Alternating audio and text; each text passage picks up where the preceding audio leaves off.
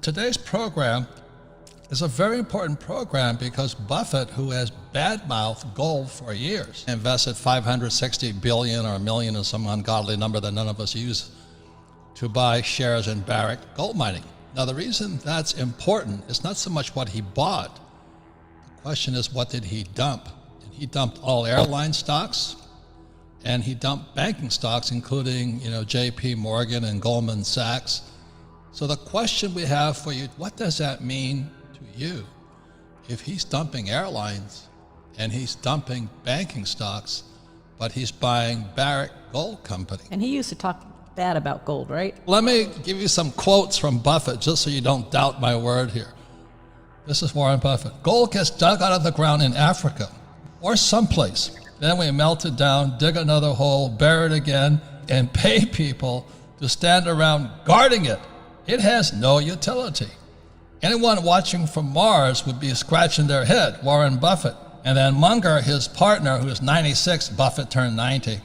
It's a much better life to work with businesses and people engaged in business. I can't imagine a worse crowd to deal with than a bunch of gold bugs. So now these two old guys, 90 and 96, they're eating their words. They $560 billion or $560 million, more than my number, to buy Barrick Gold. So they're shifting into gold, dumping bank stocks, even as J.P. Morgan and Goldman Sachs, and dumping airline stocks. So the question is, what does that mean about the future? What are you going to do? If two old guys can change their mind, what are you going to do?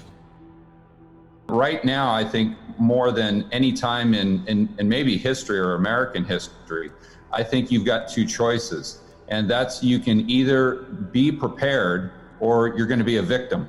The United States has 26 trillion in debt, but what most people don't realize is going back to 2000, let's call it from 1776 to 2000, the United States racked up about 5 trillion in debt total. And in the last 20 years, we've tacked on an extra 20 trillion or 20 plus trillion. If Buffett says Bitcoin is rat poison and he calls gold worthless, and Munger wouldn't hang out with a bunch of gold bugs, I wouldn't hang out with him, dial that into your brain. What does that say to you?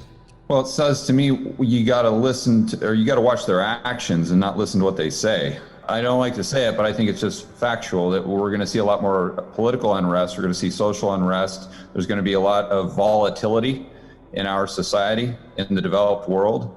And that means it's good for gold. I mean, we talk about inflation all day long, but gold does well in a lot of different situations. And especially when you have a lack or loss of confidence, not only in fiat currency, but in the system in general. And so I unfortunately, I hate to say it, but that's what I see in the future. I was just in the United States for a brief period, and people were angry with each other. They had all these plexiglass up at the restaurants at a curfew at 10 o'clock in Florida. This is a divisiveness that I've never seen in American culture ever. And Obviously, I don't like that. I don't think any of us really like that. But if you really kind of are honest with yourself, I think it's going to get worse before it gets better. And if it gets worse, especially with fiat currency, you're going to want to own something that's not only a hard asset. I really like commodities right now. I think they're extremely cheap. Agriculture, I like oil. I think that copper is very interesting right now. I think uranium is interesting, but also when you look at gold or silver as just money, you want to own something that's held its value for over 5,000 years. Then you're talking about Bitcoin. Wouldn't that be really interesting if people move more and more towards Bitcoin like they have in China and in Venezuela, where they lose confidence in the system or the currency? But the really cool thing about Bitcoin is you've got a fixed number of units at 21 million, and I would argue you're going to have fewer and fewer units because people always lose them. It's this money supply that's shrinking instead of this fiat currency that's expanding exponentially.